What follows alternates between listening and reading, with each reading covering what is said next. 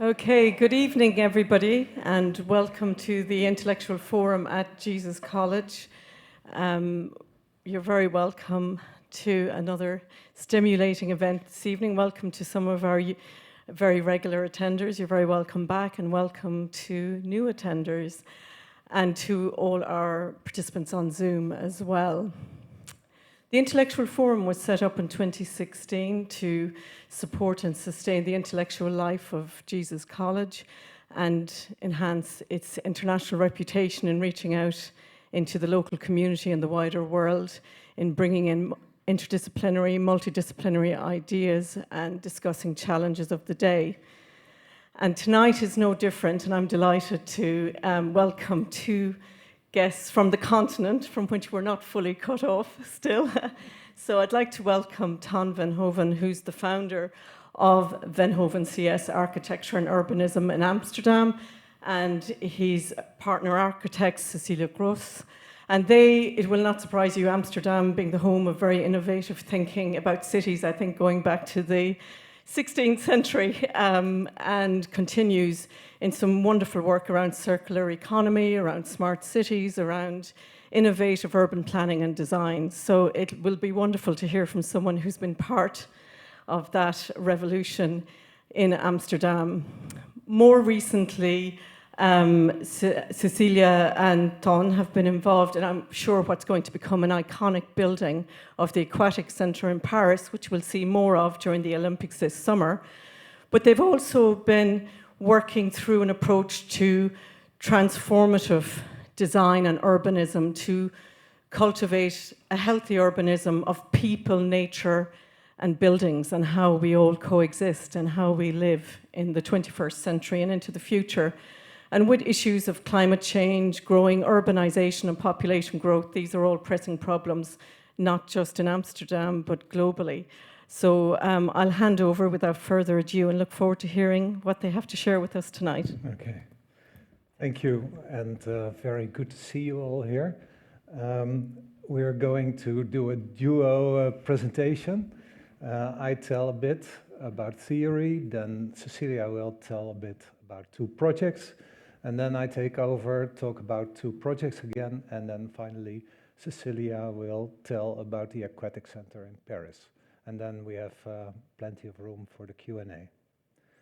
I think this morning I read in the news that there is a new report coming from the Dutch Environmental Assessment Agency, and they predicted that sea level rise may be much more serious than we think so far.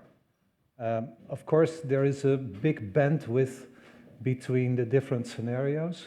Mainly, Antarctica is the variable that we don't know how it's going to behave, and we don't know how successful we will be in fighting climate change. But this is an existential threat to, sorry, I get a bit emotional, but this will go over. It's an existential threat for the Netherlands, because you know part of our country is below sea level. So if you see the presentation, and especially the theoretical part, keep in mind that a lot of people in the Netherlands think we have to fight. So that's why we present not the machine aesthetics, but the ecosystems aesthetics. We think that so far we have been controlling the world, and this was the message from the Bible, that go and multiply yourselves and take care of the world. But more and more we become aware that we're just one of the species and maybe a plague in the ecosystems. So we have to rethink how we have to design, how we have to build cities, how to use materials. Everything is the biggest revolution in the past 10,000 years, because from the agrarian revolution, 8000 BC, until now, more or less we follow the same path. And all the methods that we built were built upon that principle, from the Greeks, the Romans, the Chinese, from everywhere. But now we have these new challenges, and it's really confronting. So, who are we? I'm Ton. Cecilia. Cecilia. Uh, and this is our team. We are with a varying team between 40 and 70 people, depending on, as in an architectural practice, you have these big changes of the workforce, but we have 5 partners, so we can handle it well. We work mainly in the Netherlands, Belgium, France, and Germany, also a bit in China, and maybe in the future in Cambridge. This is a short overview of some of the projects that we did or are working on. So it's architecture and urbanism. I absolutely do not want to become a star architect specialized in one trick, but think about the entire world. I think that's our profession. So we also do research by design. Clearly, this is not research. Research is, all the scientists are doing evidence-based research, they do tests, and this is a different kind of practice. It's very specialized in pockets of knowledge. They know a lot about very deep elements, but they don't bring all those knowledge together. So that's what we do by research by design. We test combinations of ideas in the spatial domain. And that's where we find, where we draw conclusions. This works, that doesn't work. Maybe it could work like that. Maybe the puzzle fits like this. This is the research by design. It never results in projects directly, but builds our knowledge and also builds knowledge of the national government, as I will show. One of the projects we did was a study for the City of the Future in Rotterdam. This was a large undertaking with many parties involved, and it's about that area. And we had to think about, okay, what are the big challenges and how is the world going to look like in 2070? This is a study from 2018. And you see all the trends that are moving in the wrong direction. Roughly, loss of biodiversity, climate change, depletion of raw materials, and pollution as main problems. And the related challenges, poverty, migration, globalization, technology, monopolization, etc. Here you can see what I told you about the situation in the Netherlands. In the dark blue left, that's flood prone because it's below sea level. In the light blue, that's where we have flood risk from rivers and from canals. And on the right, you see that the main population areas are in the west, in the flood-prone areas. And that's also where the high-speed line, so we came from Amsterdam through Brussels and then with the Eurostar. But since a couple of weeks, people are theorizing maybe this is not sustainable in the long run. So we have to think about building cities or extending, moving to higher parts of the Netherlands. Because maybe long before we have problems with floods, investors will stop investing in an area, which is tricky. So this is the big, these are the big issues. What you see at the same time is the dark brown, that's the most subsiding area, most subsiding land, because a lot of land in the Netherlands is peatland, and peatland, the water level needs to be lower than the grass, because otherwise the cows can't be fed. They can't stand on the peat, but that means that the peat oxidizes, and then you get subsidence of the land. In the left, that's a bunker from the Second World War. You can see how fast that goes. It's really meters in only 50 years. And there you can see between 2002 and 2050 in centimeters, it's the worst areas are 50 to 200 centimeters. This is another problem when you prepare for planning for 2070. There's another problem which is biodiversity degradation. You see in the green the leftover of biodiversity land, and the biggest chunk is taken by the dark blue, which is agriculture. And so this is serious also for architects, because we tend to think that if we grow more trees, that we get more wood and we save on CO2. But if we do that, we extend agriculture and create a threat for biodiversity. So these kind of issues very important. You see that the United Kingdom is not much better than the Netherlands. So theorists from biology background, they say that we have to withdraw from nature and use maximum 50% of all available land and give the rest back to have a really sustainable system. So the case study Rotterdam, here is a train station. You see everybody comes by car. There's a lot of asphalt, no green, no place for water, and this place is 6 meters below sea level and the land is subsiding. So we created this image after a year of studies with these parties: the Royal Institute of Dutch Architects, Ministry of Infrastructure and Water Management, Ministry of Internal Affairs, Amsterdam, the big cities in the Netherlands, the Amsterdam Metropolitan Solutions Institute, the Netherlands Environmental Assessment Agency, and Delta Metropolis Association.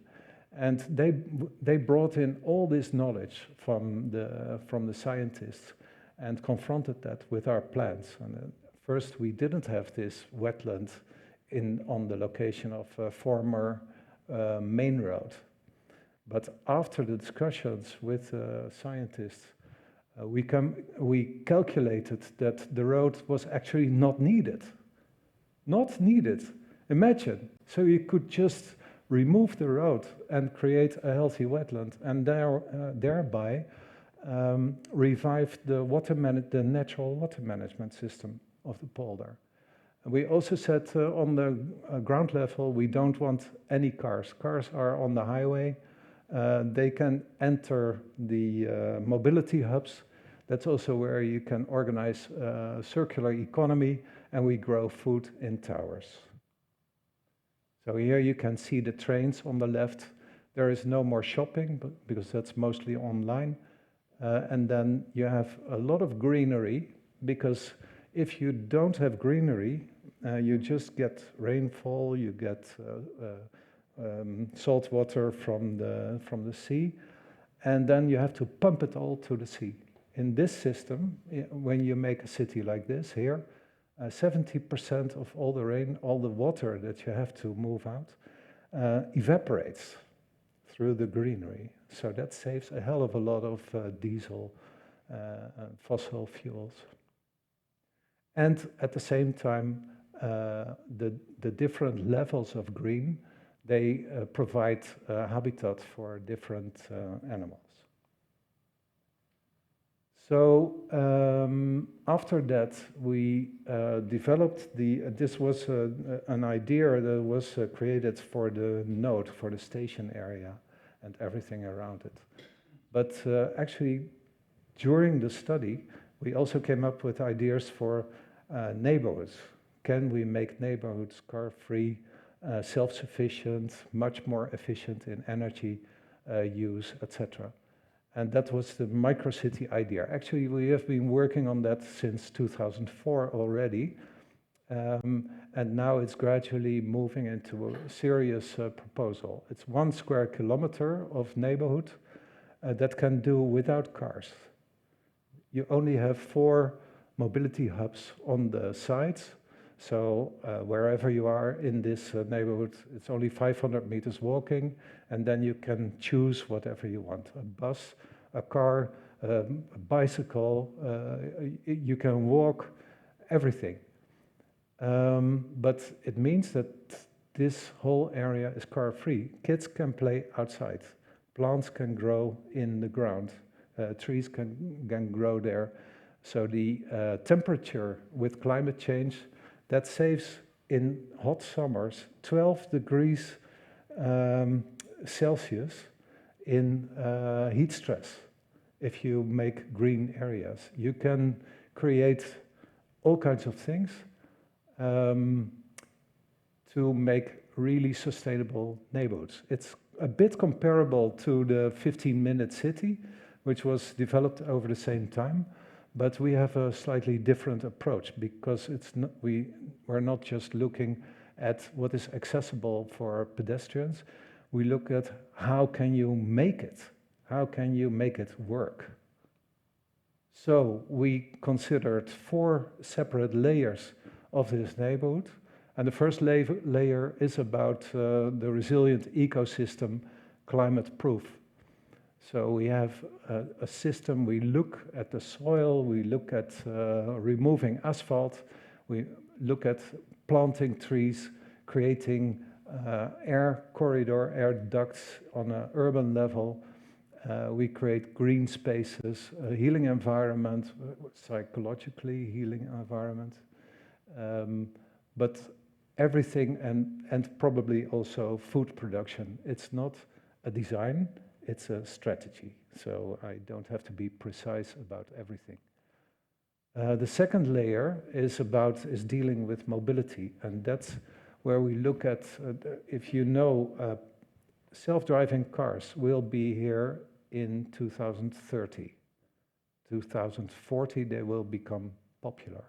In 2050, they are almost everywhere. But a self-driving car cannot drive in a neighborhood because there are too many people in the road walking. If you have one person walking, you have a traffic jam because everything stands still.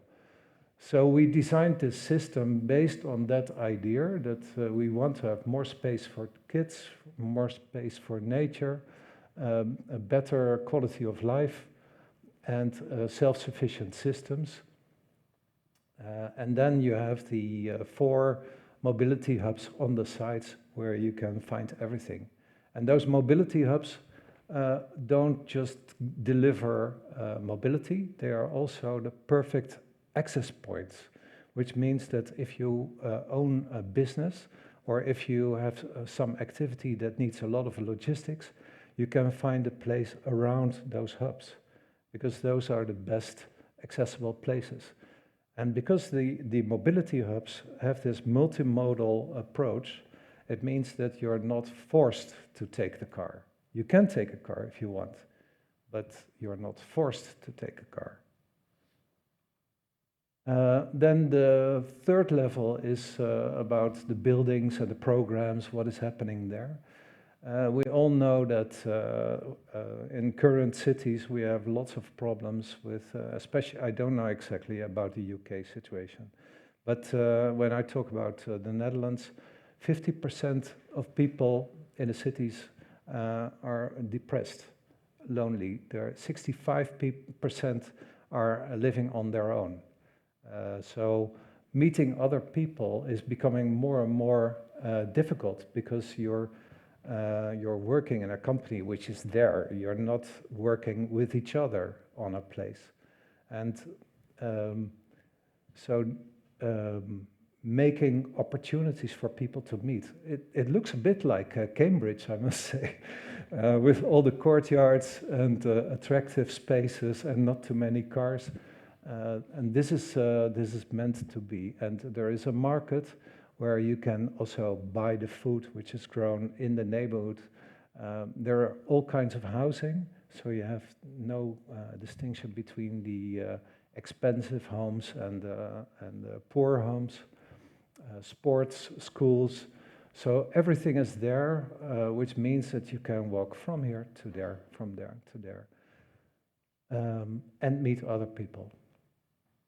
And then finally, we also have, of course, the energy and the sustainability, the energy, the power generation with smart electric grid, smart thermal grid, the neighborhood battery, rainwater harvesting and storage, because we have more and more rainfall in the winter time and very long droughts, very dry in the summer, which means that even though we're below sea level, we are getting more and more problem with drinking water. So this idea is to turn this whole neighborhood into a rainwater neutral neighborhood. And that means that you can also make money out of it. I'm not going to tell about the Preston example, but maybe some of you know, and otherwise just write down Preston, community wealth. That's an interesting system that you could apply to neighborhoods like this, where you can build a local economy. It won't function 100% self-sufficient, but it's part of a larger system, as of course, the connectivity and the accessibility is always related to larger areas. What was very interesting, we nearly finished this study, and then we got an assignment to make guidelines for the national government. So we looked at our study and said, wow, that's a coincidence. That's very interesting. Let's just try and see if they take it. And they did. It's really great. It's a revolution. This was published in, 1 month ago. And here you see that the system that the country wants to develop is no longer just a Randstad, and then the rest of the country more or less empty. They try to spread population and economic activity all over the country. And then you need rail transit to connect everything, because otherwise your highways just are one big traffic jam. So that's why node development was an important issue. We said, let's not just look at the station area, but propose 4 square kilometers around the station. So 4 modern, sustainable neighborhoods around the station. And then we look at the different layers, as I explained. I made some translations from the Dutch. I didn't translate the agenda, but you can read it. It takes too much time to explain everything. But roughly speaking, this gives a very detailed principles that you can use as a municipality. If you have a station, if you happen to have a station, it doesn't mean that you have to destroy, remove all the built surface in that area. You can reuse buildings, you can just keep them as they are, but these are the principles for working on those areas. So this is the accessibility principle with a central station here, with a mobility hub next to it. In some places in the Netherlands, we were at King's Cross today, and I showed Cecilia around. It was very beautiful, very impressive. It's also a very nice area. But if you take that as an example in the Netherlands, for small villages that are bad connected through rail, then that doesn't work. So they need the mobility hubs, they need the bicycles, they need the private car, they need the car sharing systems, they need everything plus the station. So that's what we used as a principle. I think I will take it over. Yeah.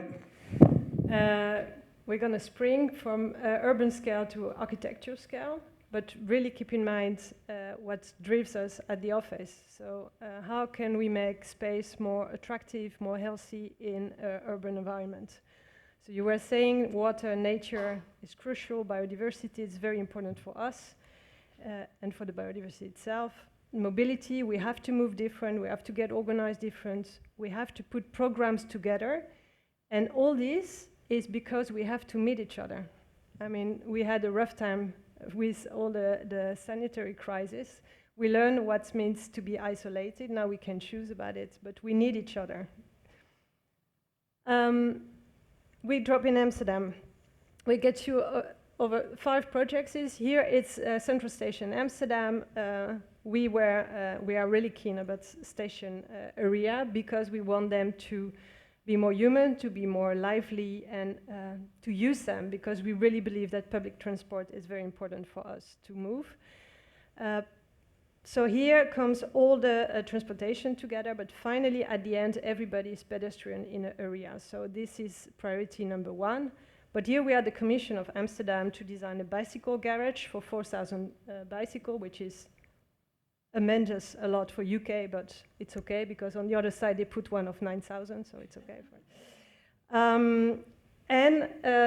Another problem that the city has to deal with, we have amazing big cruise ship and transportation through the river, and they needed to protect Central Station. So they needed to invest a very heavy steel structure to protect the station.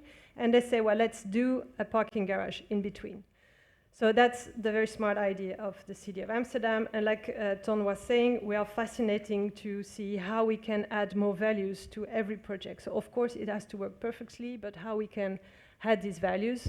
And here it was by creating, because it's really in the waters, a cycling garage, by creating this big public space above. But what we were really driven is, even if it was not asked, we want to make biodiversity better. So we want to think that every part we are building, there's a place for everyone. And here we look at the water, so yeah, we can do something. And it was a building, how do you say, a conception build project. So you have to convince the builder it's really interesting to invest money on this biodiversity. And we succeed. So it's just by adding little stuff so that the concrete is a bit more roughly, so nature can settle in it by using natural materials. And by that, we are improving the biodiversity. So it's not about compensation, it's just how you can do your best to improve it. And for the rest, of course, it works perfectly. So it's smoothly. You know that when you're going from one mobility to the other one, you don't want to lose time. So the way you go down, it's very accessible. You have lights. You go in a very safe, warm atmosphere with efficient light systems. So you know exactly, I mean, Netherlands is king of this kind of system. So you see exactly where you bikes or where there's no bikes, and you just run to your train. And what's the most important is that you have this public space above that brings a lot of people together. So it starts, and it's not only about people just parking their bikes, it's also people who are traveling, visiting Amsterdam, but also crossing, and when it's sunny day, it's just an amazing place. So if you visit Amsterdam, just have a little stop there. And it brings also a new entree or facade on the river. We always say it's the back side of the river, but now it starts to turn the other side away. Another sprong, we go to Utrecht, which is the middle city in the Netherlands. This is actually Central Station Utrecht. It's a major hub, let's say train hub in the Netherlands, because it's the middle of the country, so a lot of people are just doing transfer there.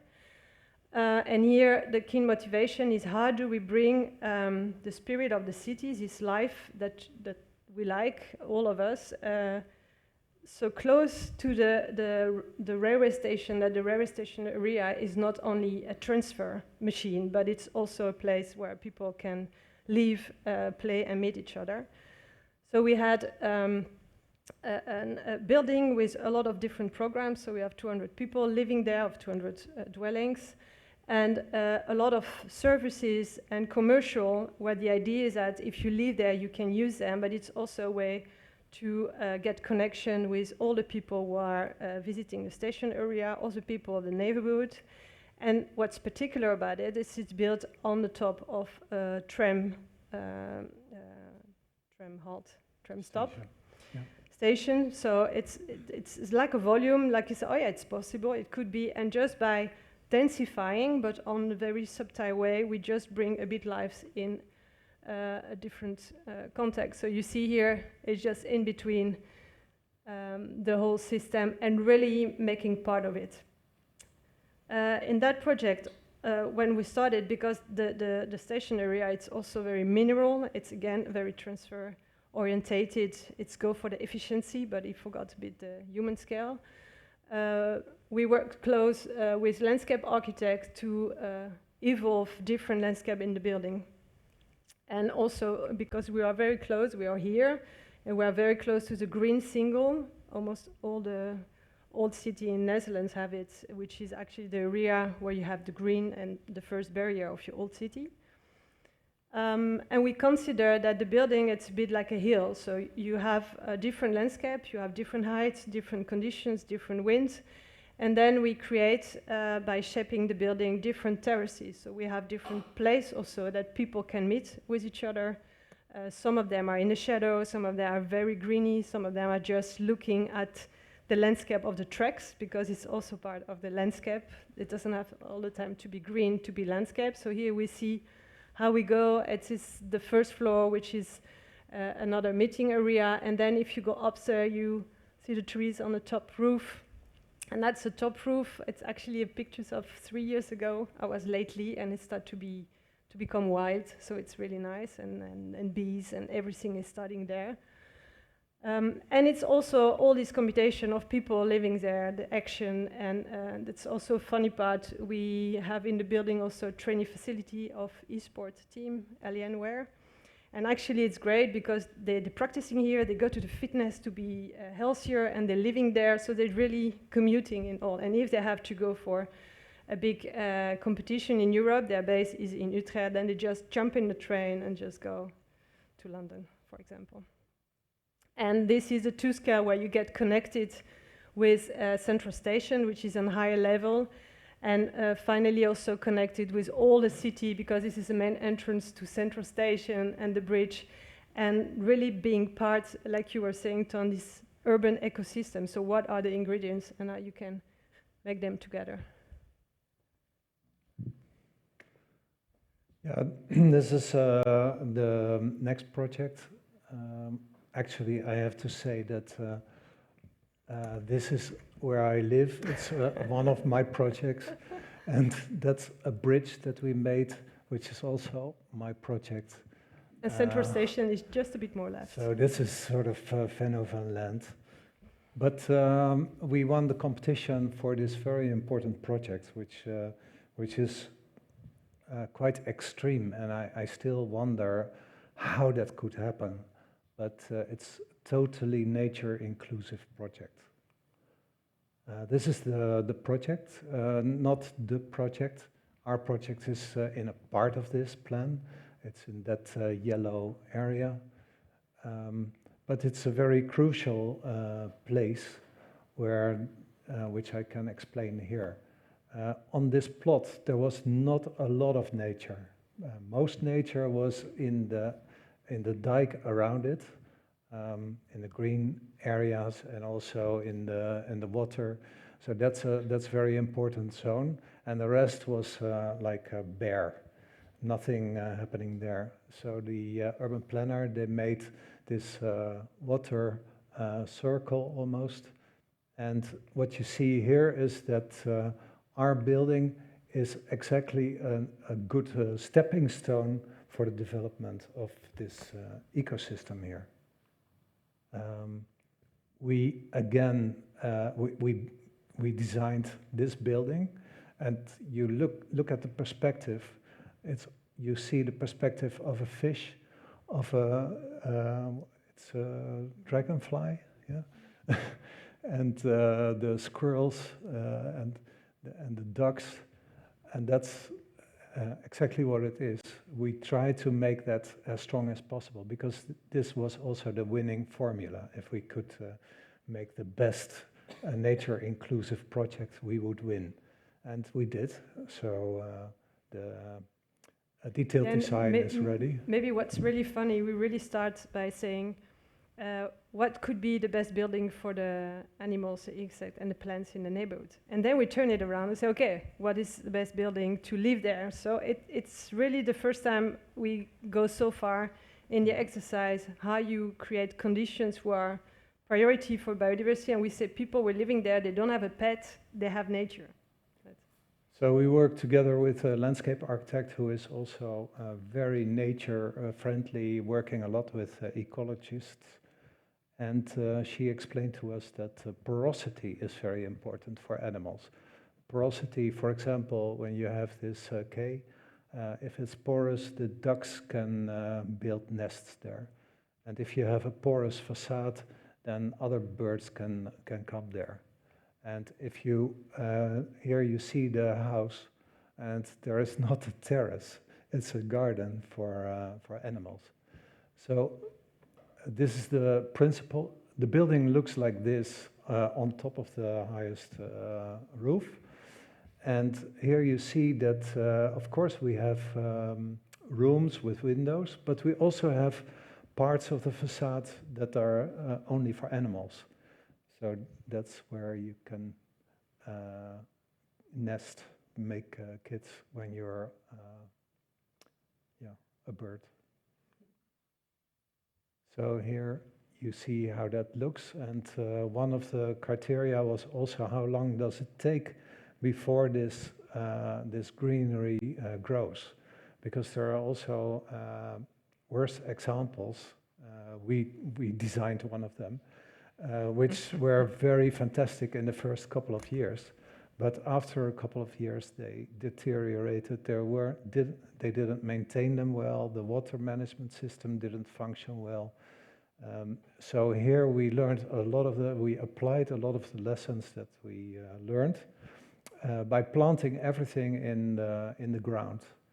So the first couple of years, it won't be this green. So if you go here to look, in 2 years' time, the building will be finished, but it won't look like this.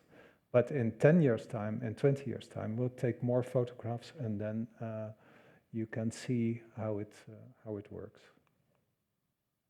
One of the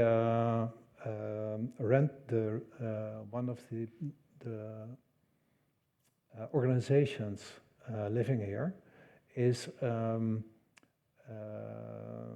related to Wageningen University, and they are the experts on agriculture, planting, landscape, etc. And they will monitor this whole project for the coming years to learn how you can do nature-inclusive design in cities, because we all know that this is dramatically important, especially as long as agriculture is so destructive for biodiversity. Cities are extremely important for survival, but also to prevent heat stress. So here you see, if you're a bird and you come to your home, this is how it looks. Then the last project before Cecilia will take you to the aquatic center. This is again close to Utrecht Central Station. I think it's like 15 minutes walk, 5 minutes cycling, and I show it because it's a very high density development. This is the plan. We didn't make the plan, but we designed 2 blocks together with a colleague architect, Mark Keuler. And this is where we used also all these ideas of creating diverse program in close proximity to each other, so you can walk from one place to the next. You don't have to leave your neighborhood. Of course you can, because the station is nearby. The parking ratio is 0.2 car per apartment, and it's energy neutral design and nature inclusive. So under this hill is the bicycle parking, because if you don't have cars, you have an incredible amount of bicycles, and also for visitors. So they are hidden in this area. So of course you know this from Cambridge as well. So we now let the climbers, we plant them in the ground.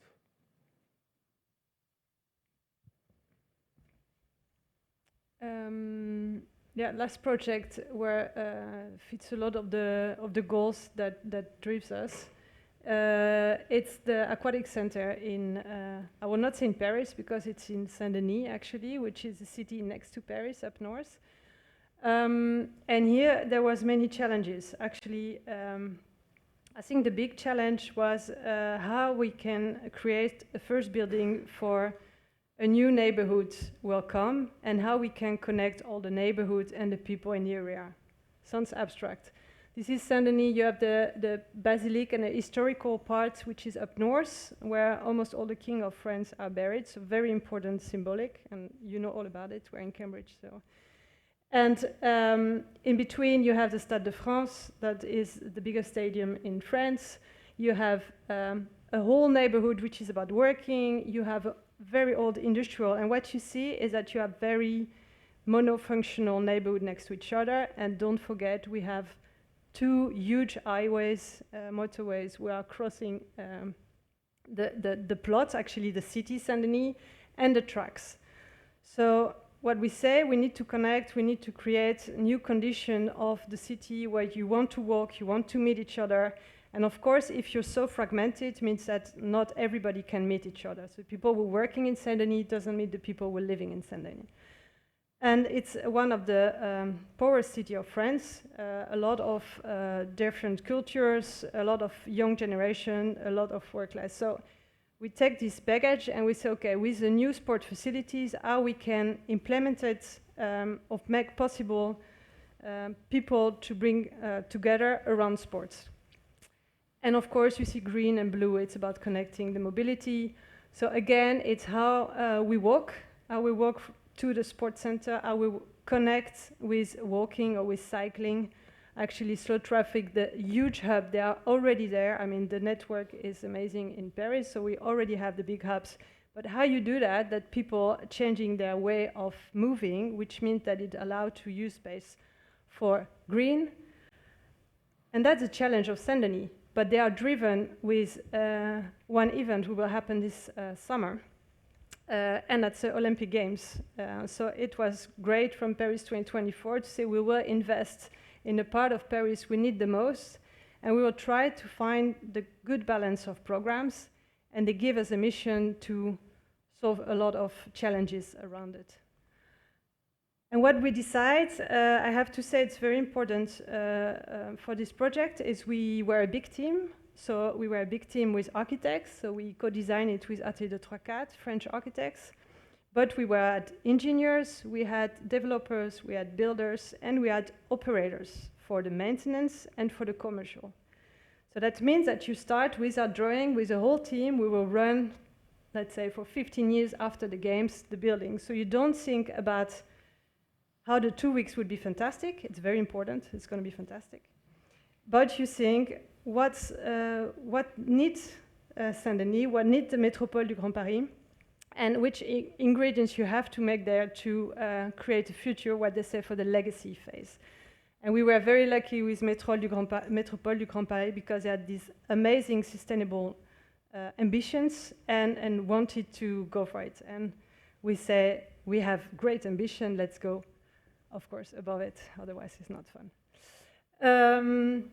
Open sport to the board. So let's inspire sport means you have to be transparent, you have to be open, and you have to bring light inside the sport facilities. It's something you will never do if you have to design an aquatic center for the Olympic Games because the camera doesn't like light, so you just do a black box.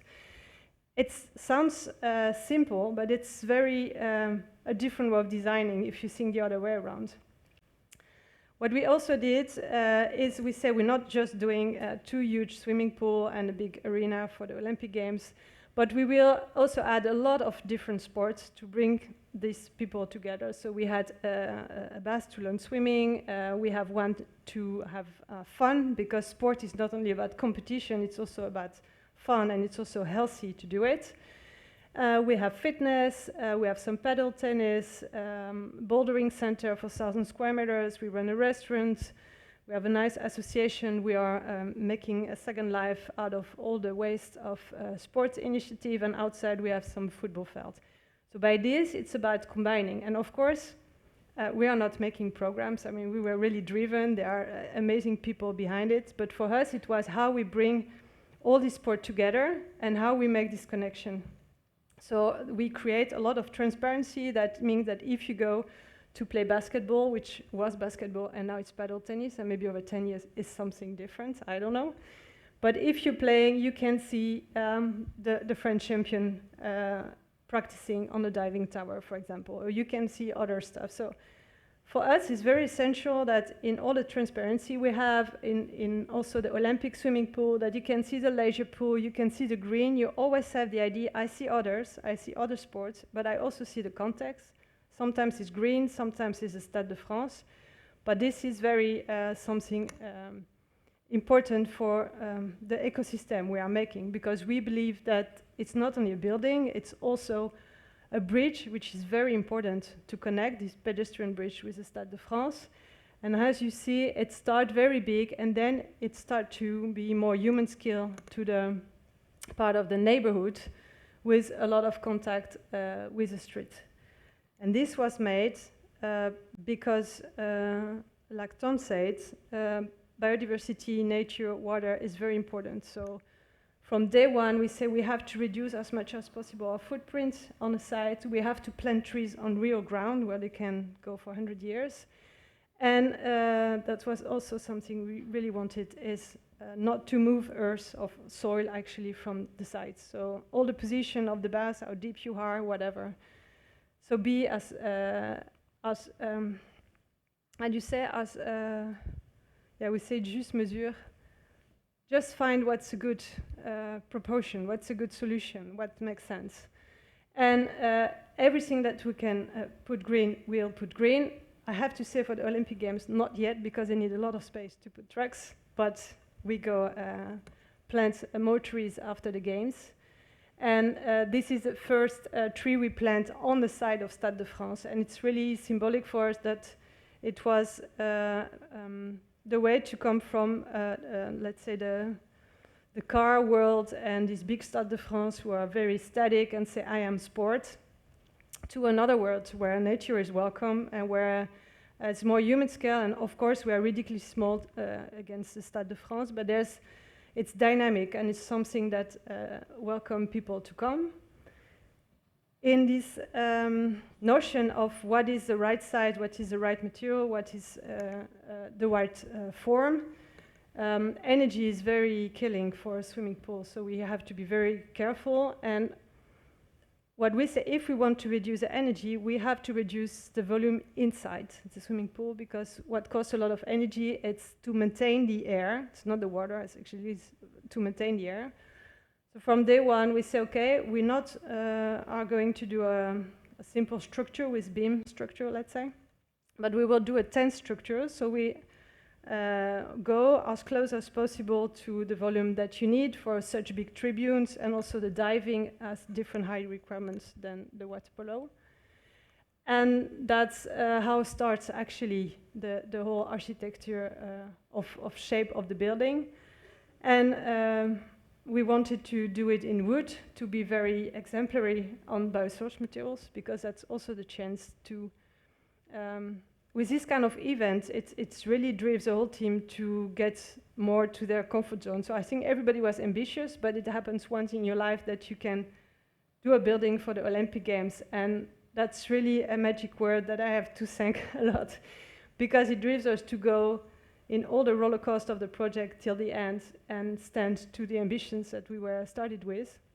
And this is an amazing wood construction that the engineers SBP helped us, because we were talking the good language, and thanks to Bouygues, because he had dared to say, okay, that's a good idea, let's do it, because we didn't have plan B, so it has to work. And the Métropole du Grand Paris. And the Métropole du Grand They Paris, really of course. thought this is an iconic approach to our games, because they wrote the program in the same time that the Paris Agreement were conceived. So it's the same mentality that is present. And what's particular is because you have this dense wood beam, they are very, very thin. So actually we have a span of 90 meters and they are 55 centimeter high, which which is still, I don't believe it, but it still stands. And so 20 it's okay. centimeters. Yeah, and it goes every meter. So this creates the magic of the space, but it creates also the good material, less material, and I repeat this because what we're saying on the urban scale at the beginning of the evening, it's really about how we do the right choice, and it's not about just doing the nature and not doing the mobility, or just doing the mixity and not doing that. It's always this kind of And it's also not up and forward. It's also not wood from anywhere. It's from France, and it's partially from Finland. Yeah. And so it's the transportation is minimal. And that creates really the magic of the space. So the lights, the wood, and the amazing tools we have to control the shape of everything. So this was just before the opening, where you see that you almost fall outside when you're inside. And at the end, we really wanted to have the building as a whole. So everybody enter on one door, doesn't matter which sport are you doing. So we have all these wood lamels who are going all around the building. And what's fantastic is this, they're creating this in-between space, which would be sport. Yes, sorry, there's no sport yet, it's a building photo. But the idea is how you create this link from outside inside, how you guide people to come inside, and how you make it easy, laagdrempelig. Yeah, it's accessible. what is also important, you see the cars in the back. Yeah, so that's the highway. So it's really important to make this a more sensual space. And to finish, it was last week, beginning of May, there was a test event in the building, organizing big competition, testing everything, getting prepared. And we very eager to see it alive this summer, but I have to say I'm really eager to see it complete, and for me would be in June 2025. So if you go to Paris, I will recommend 2025. Yeah, that's because after the games in October, the building will be shut down, and then the contractors will take 3/4 of a year to take away the temporary measures, to repair stuff, to correct things that were not executed well. Yeah, and to finish a bouldering center and stuff. And to add greenery on the bridge. Yeah, because then it's possible. But it's also designed for everybody in Saint-Denis and Métropole du Grand Paris. So they will not happen this summer because not everybody can offer the tickets. So it would be a fantastic adventure. I'm very excited about the Olympic Games, but I'm really excited to see everybody of Saint-Denis having fun in the building. Thanks for your attention.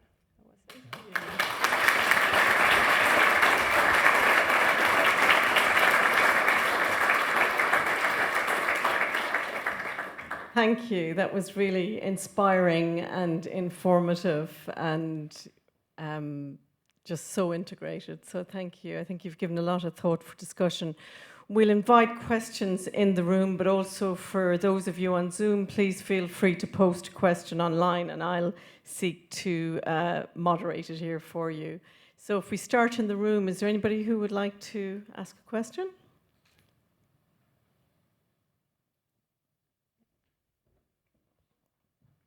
Thank you. Linking the Utrecht housing project, which is very nature-friendly with space for animals, perhaps birds, things like that. I think one of the things you said was proof of concept is quite hard. You know, you did something and 2 years later it wasn't working. I wondered, just to kind of switch that across to the Aquatics Centre in France, legacy and the afterlife beyond the function of the games itself has been a feature of several Olympic Games previously. Did you go back and look and see how successful their legacy plans have been? I mean, London was one, for instance, it's not the only one, where you could look and see and learn from how they had planned for the life of the building and the environment and the mobility around it afterwards. Yeah, the big difference with Paris 2024 is they are expanded in all the Métropole du Grand Paris. So it's not just in one area. So we are just a building within the network of all the buildings in the Métropole du Grand Paris. So for urban planning, we didn't look at it, but for buildings for sure. But the question was different because we are not hosting the swimming competition, which demand a lot of seats. They would be temporary solve. And the second one, what I explained was smart, is we have the operator. So if you have in your team where you have to make the project and the bid, the commercial operator will have to make the business going for 15 years afterwards. Yeah, you have to make the good decision. And I think that was a very smart move from the Métropole du Grand Paris to decide to do this form of tender to allow legacy to be more important than the Olympic Games. I think during the tender we did we looked at all those places, and of course everybody, when we told, okay, we're in this competition, everybody said, okay, so you're making a useless building. And of course we looked at Beijing, we looked at Greece, and saw that that wasn't working. But the formula, as Cecilia said, in Paris, totally different. And what is also, what you didn't mention is this aquatic center has 5,000 seats. And I think the main swimming pool needs 30,000 or something like that. It's really big. Yeah, if you want to host the swimming competition, you need at least 15,000. And actually, there's one competition, we need that in the whole world, in the whole year, it's just Olympic Games. So create a real building for 2 weeks is no sense. For Paris 2024, so they say we will just take a big concert hall and we put a swimming pool in the middle. But during the discussions with, because we had competitive dialogues with the jury, and during each of those rounds, there were questions about how are the facades, how is the interaction with the neighborhood around it, etc. So this was a huge point of interest. Yeah. Thank you. I'll just take one of the online before we come back to the room. Anonymous, always a popular attender, asks, how did you get around the light versus Olympic cameras issue for the aquatic centre? It looks amazing. All the windows will be covered with a plastic sun filter. So it would be very, very dark. So I'm curious how it looks like in July.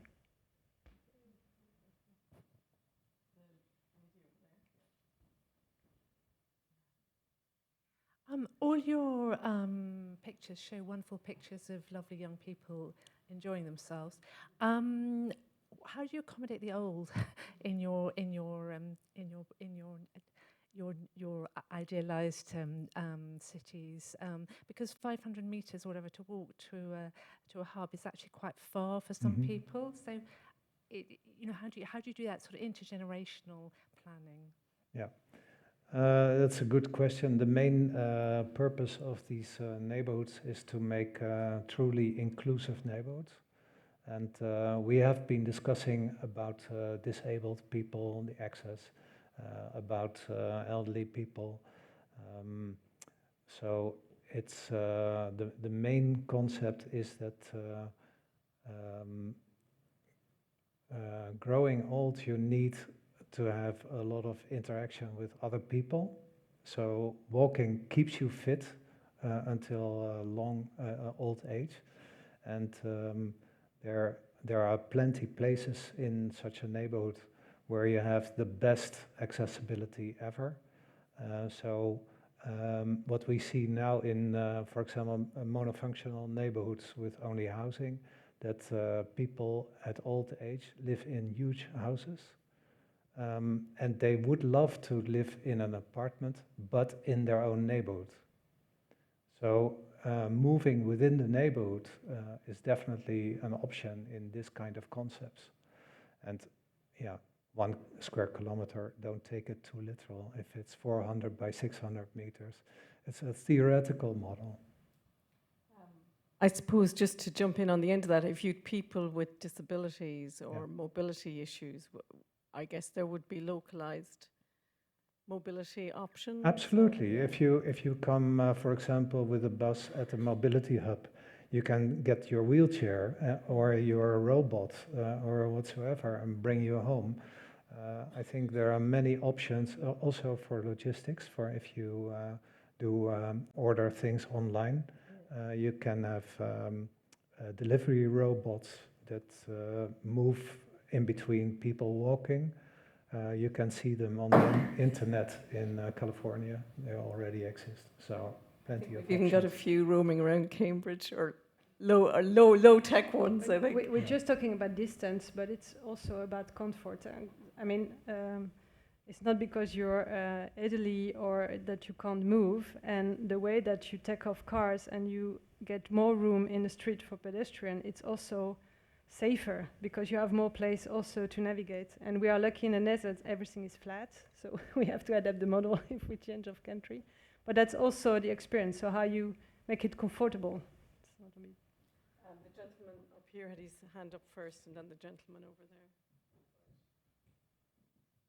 Thanks, great presentation. I'm an ecologist, so a few years ago we did some work on the kind of theoretical framework for ecological urbanism and thinking about connectivity, structural diversity, and naturalness being three key components within an urban ecosystem, and how you can maximize those at different scales, basically, to kind of get ecological integrity back into a city. And it seems to me that quite a lot of what you're doing, you're achieving that at those scales. But it struck me, and I'm not sure what the answer to this is really, because you see these amazing sketches, and then you see these amazing developments when they go up.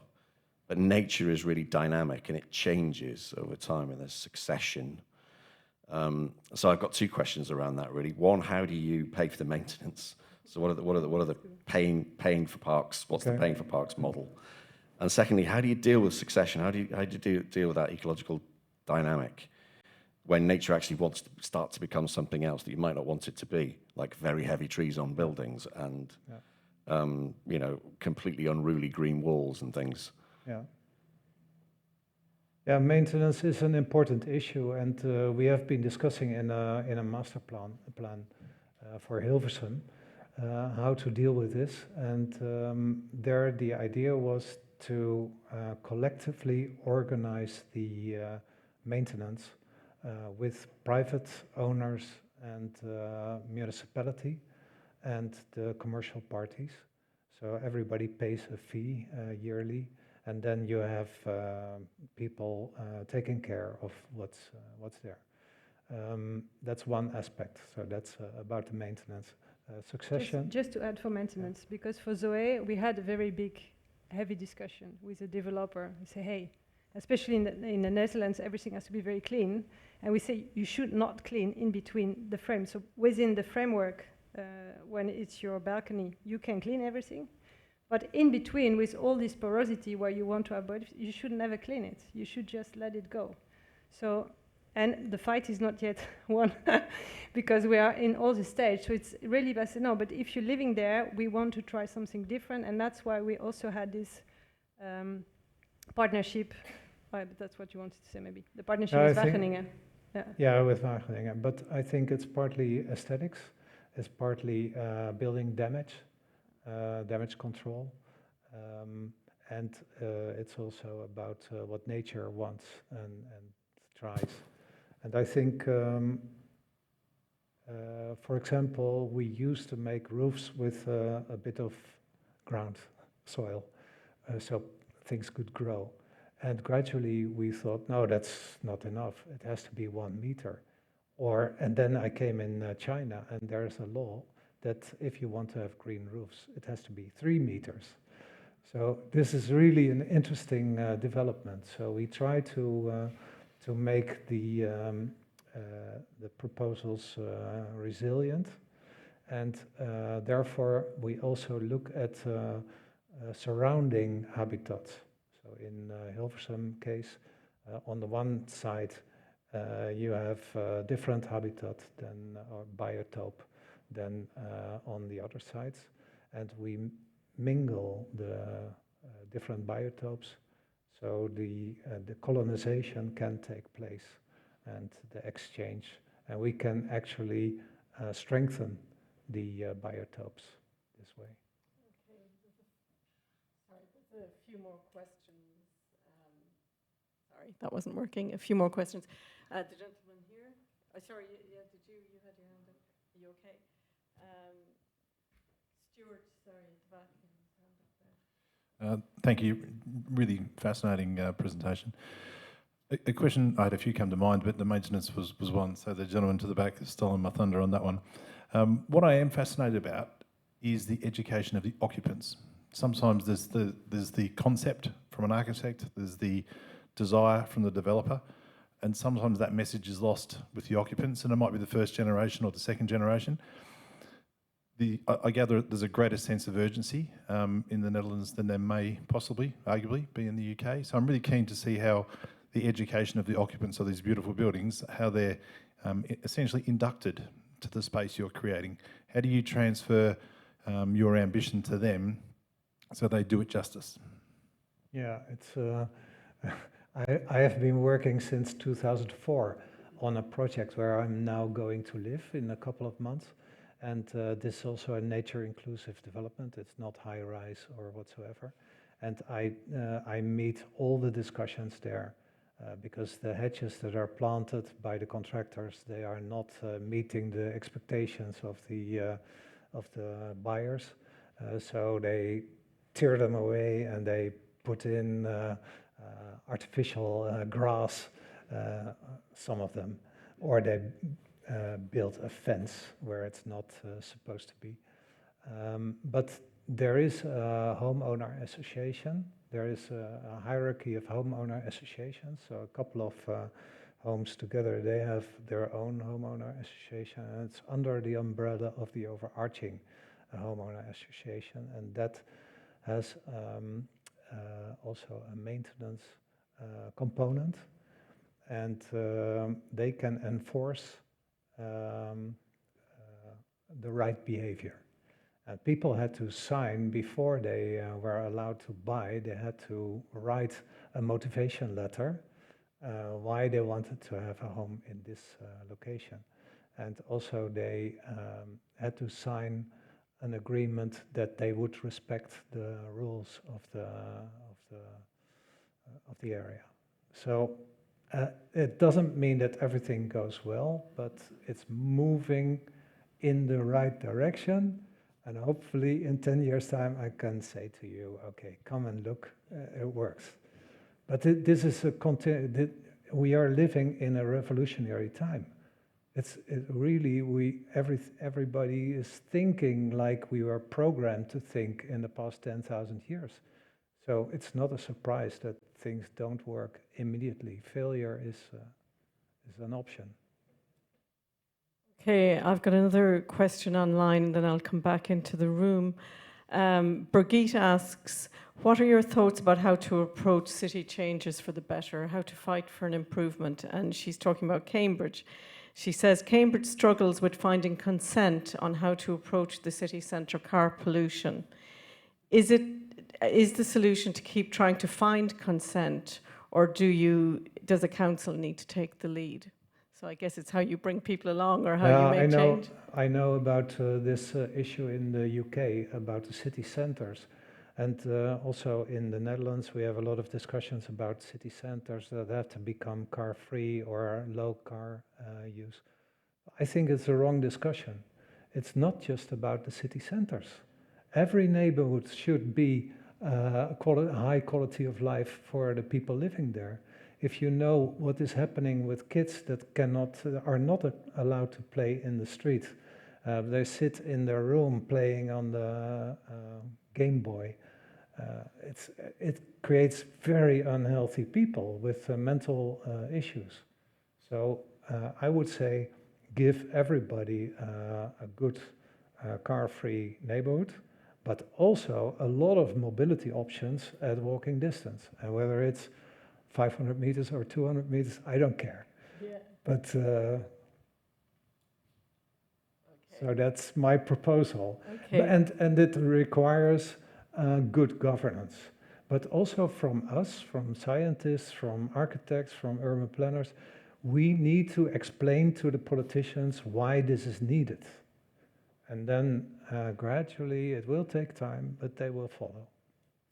Okay, Wonderful. There was a question there from the lady in the green sweater. Thank you for your presentation so far. I just was wondering on the micro-city concept or design that you have. It reminded me quite a bit of the kind of super blocks concept in Barcelona. And I was trying to work out, I did a bit of research trying to see, but was that developed in 2004? I think you said along with kind of 15-minute cities. Or has it been a more recent thing?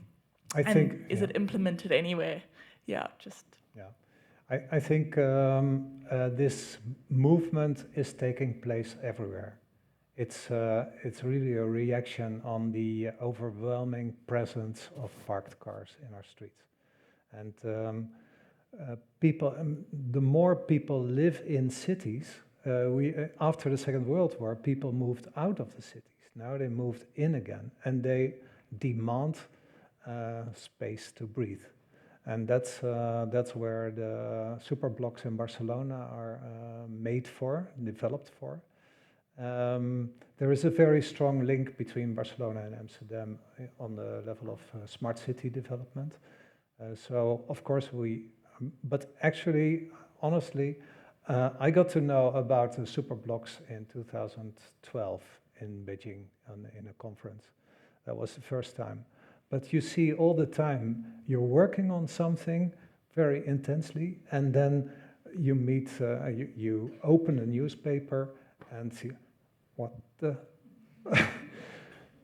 So, but it's good, because this is typical of this time. We are not on top of the pyramid, we're in the middle of it. So we are in an ecosystem, and this ecosystem is developing new ideas, new strategies, and that's how it goes. Okay. So we move forward together. Yeah. Yes, and we're different, so everybody has his own concept, but they really reach them, that we have so many concepts next to each other. Yeah. We'll take a final question from the gentleman there. Thank you for your presentation. Really interesting concepts, and it's interesting to see how sort of big civic projects are thought about in terms of like the inclusion of nature. What would you say if I sort of said that there's kind of an element of greenwashing within some of those images or kind of principles? Like a lot of the structures that you showed are sort of very heavily, well, they appeared very kind of carbon heavy, a lot of kind of structural kind of necessity. And I'm just wondering what principles are you sort of considering in your practice in terms of, say, kind of structural kind of ways of kind of minimizing material or passive ventilation or kind of those elements that are sort of also critical to the sort of implementation of a kind of sustainable strategy? Okay, let's go for Zoe. No, I understand what you say, greenwashing, but more that the image, it's emphasize what it will become. Like you say, nature needs to grow. But if you take this example of a residential building, we're almost energy neutral. We have integral solar panel in the facade, the whole roof. We have a kind of solar farm that we didn't put on the roof because we wanted to keep sand from the area to get chance to say, okay, we just put sand of the area. We see how what's going to happen there because it's the best. Then the nice green that you want to watch. And we just add all the solar panel like a cordon around it. So the water, everything is collected, all the roofs. So yes, we add extra weight for the earth, but we collect all the water, rainwater. We have a whole system with these terraces. That means that you don't need to provide extra clean water for all the plants. We plant on the green. So I understand your remarks about the image, but if you look forwards in the project and all the layers in it, and unfortunately, we don't have a wooden construction because in the nice discussion that the man next to you was asking, it's struggling about what you fight for, what you go, and what's the business reality of what's going on. And here, the message was nature, and we went for it. And that's why we had this laboratorium. I mean, we don't know if everything's going to work. That's why we have this partnership with University of Wageningen, and because we need data to say, okay, this is working, it's not working, and see. And they're the developer there to invest to do that, and that I'm very thankful for.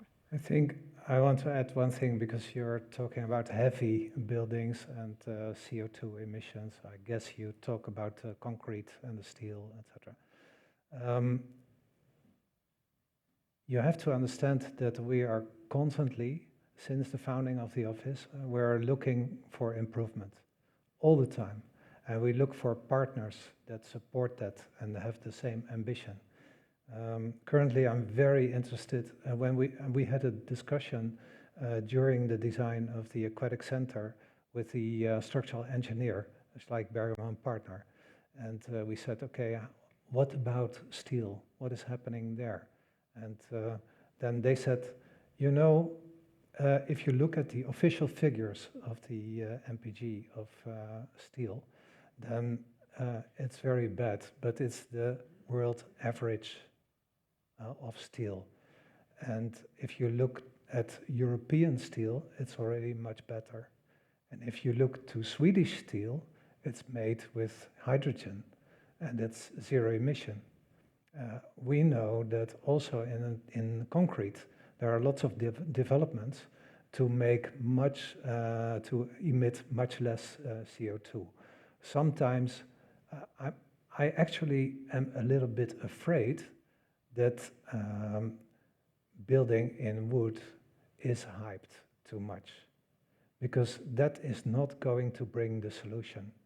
We need parties like concrete experts to develop the new product. We need the business models for hydrogen, steel, and the politicians to push for that. And it is happening all around us. So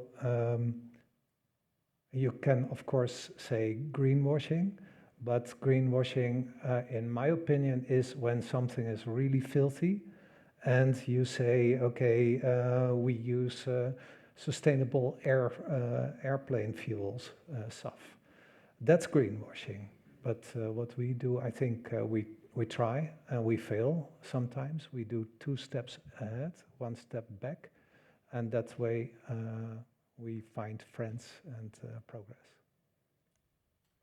Thank you very much. I'd like to thank Ton and Cecilia for making that journey on the Eurostar and sharing their inspiring and practical and applied stories and approaches. And I, for one, am going to be watching the Olympics this summer and thinking, I've seen that building. I know something about it. So I just really want to thank them very much, and also invite you to please check out our events. We've got more coming on Thursday on medicine and the sketches of Leonardo da Vinci. And next week, 6 inches of soil. So we'll be back to how sustainable practices in agriculture next week. But thank you very much, Ton and Cecilia. You're welcome. Thank you.